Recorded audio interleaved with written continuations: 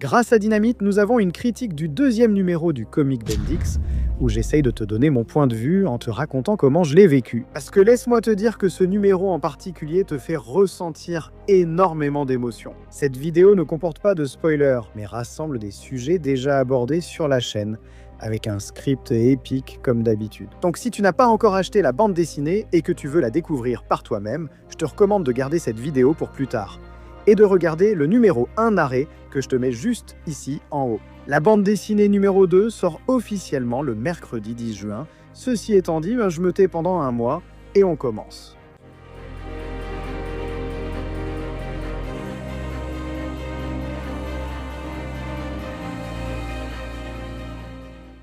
L'histoire de la bande dessinée numéro 2 de Bendis nous sera présentée à travers 3 versions des événements. Puisque dans la première bande dessinée, après que l'Omnitrix soit arrivé sur Terre et ait été utilisé par Ben, ce dernier, avec Gwen et le grand-père Max, ont pris des chemins séparés. La bande dessinée débute avec Gwen qui, sans nouvelles de son cousin et de son grand-père, commence à se sentir coupable de ce qui pourrait leur arriver.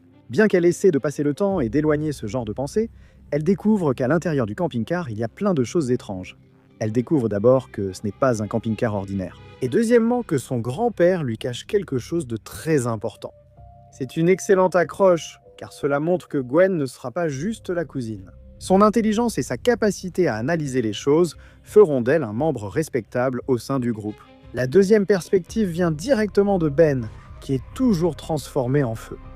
Il prend le temps de réfléchir, il sait que tout cela n'est pas normal. Il y a peu, il était un extraterrestre à 4 bras, et maintenant il est fait de flammes. Tant de pensées l'assaillent que la confusion va bientôt lui poser problème. Cela, même si cela ne semble pas important, va lui causer beaucoup d'inconvénients. Ben va souffrir d'une manière inimaginable et inexplicable. On voit clairement que la bande dessinée va approfondir énormément ce genre de conséquences et la façon dont l'utilisateur y réagit. Ben est en train de pleurer. Le voir allongé au milieu de la forêt en train de demander de l'aide et souhaitant rentrer chez lui, c'est vraiment très fort. Sérieusement. Troisièmement, il y a le point de vue du grand-père Max qui cherchait Ben dans la forêt. Malheureusement, il va finir par se retrouver dans de très graves ennuis. Et la façon dont le grand-père Max réagit face à cette situation, crois-moi, c'est vraiment admirable. Son calme me rappelle Constantine. Si vous ne le connaissez pas, c'est un humain ordinaire. Mais son bagou lui a permis de tromper de nombreuses créatures puissantes et des entités d'autres dimensions. Avec une attitude aussi calme, il obtient ce qu'il veut et cela se reflète parfaitement chez le grand-père Max. Vraiment, ça me fait vraiment plaisir de le voir avec un style aussi gothique. Juste à la fin du premier comic, Bill Vilgax avait finalement localisé l'Omnitrix sur Terre et il avait envoyé son plus proche sbire. À la surprise générale, il s'agit de Krabs. Et laisse-moi te dire qu'on a là un sacré méchant. Je dois souligner cette attitude prétentieuse et arrogante qu'il a. Il méprise la Terre et tout ce qui s'y trouve. Sérieusement, la bande dessinée te transmet parfaitement cette sensation. En plus, je ne sais pas pourquoi. Mais pendant que je le lisais, j'imaginais une voix robotique dans ma tête. La bande dessinée te fait ressentir beaucoup d'émotions, et ça c'est parfaitement représenté. Alors que les arcs touchaient presque à leur fin, Ben avait peu de temps. Et même s'il était triste et confus, il devait continuer. Les militaires se rapprochaient de plus en plus. Vous avez tous entendu ça? Bougez-vous, ça doit être notre objectif. Abattez-le! Les militaires tirèrent sur tout ce qui bougeait.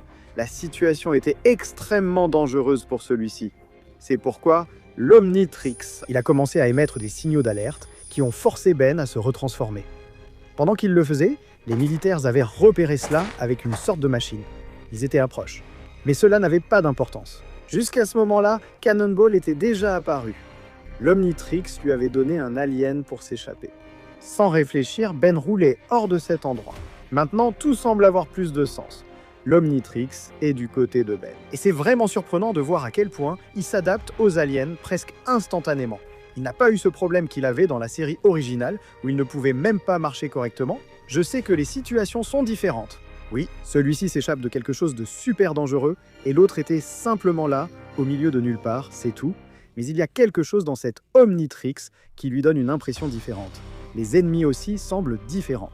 Krabs va arriver pour distribuer des pinces à tout ce qui bouge. Ici, nous allons voir quelque chose que nous n'avions jamais vu auparavant dans Bendis. C'est incroyable. J'ai été choqué par ce qui s'est passé. Cela prouve que Dynamite de l'équipe de Maeve of Action et l'artiste Robert Carré donnent une consécration bien méritée à Bendis, en poussant ses personnages à des extrêmes qui, comme je le dis, n'avaient jamais été vus auparavant dans la série. La fin est troublante, car certains chemins vont commencer à se croiser, et Ben recevra une aide totalement inattendue. Ici se termine la bande dessinée numéro 2, la fin est vraiment troublante, puisqu'il laisse plusieurs éléments très intéressants pour le prochain numéro. Comme il s'agit d'une vidéo sans spoiler, c'est le maximum que je peux te raconter. Crois-moi, j'ai gardé le meilleur du meilleur. Et si cette vidéo reçoit beaucoup d'amour, mercredi, la bande dessinée sera entièrement racontée. Absolument tout. Ma note pour la bande dessinée numéro 2 serait de 10. Personnellement, je peux te dire que cette bande dessinée m'a laissé beaucoup de sensations. Une fois que j'ai fini de la lire, je me suis dit, ça ne peut pas s'arrêter là. Il en faut plus. C'est-à-dire, j'en avais besoin tout de suite. Une troisième partie maintenant. J'en suis même venu à penser que la bande dessinée était un peu courte. Mais non, elle a le même nombre de pages que la bande dessinée numéro 1, ce qui prouve qu'ils font un travail incroyable avec cette bande dessinée. Ils te donnent envie de lire la suivante. Et la suivante. Et encore la suivante. Sérieusement, c'est excellent.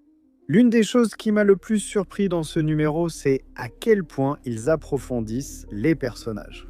Dans la série originale, il s'agissait d'extraterrestres, d'aventures, de rires et de combats. Ici, la bande dessinée veut surtout partager les émotions des personnages, avec des choses autrefois normales, comme un objet venu de l'espace qui s'attache à ton poignet.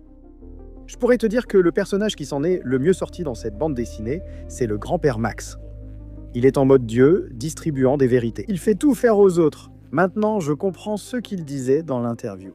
C'est vrai que le grand-père Max aura beaucoup de dialogues. S'il en est ainsi, il mérite des applaudissements. Le ton plus sombre va parfaitement à cette franchise. Il y a des moments où l'on ressent vraiment la confusion, la peur et le désespoir des personnages. Et honnêtement, je pense que ça rend tout cela beaucoup plus humain. Cela devient l'un des plus grands points forts de la bande dessinée qui s'est parfaitement adapté à l'essence de Ben 10. Parce qu'il faut se rappeler que ça reste Ben 10, ce n'est pas sombre juste pour être sombre. C'est sombre parce que ça explore les conséquences d'une situation. Si on y réfléchit bien, elle serait assez effrayante.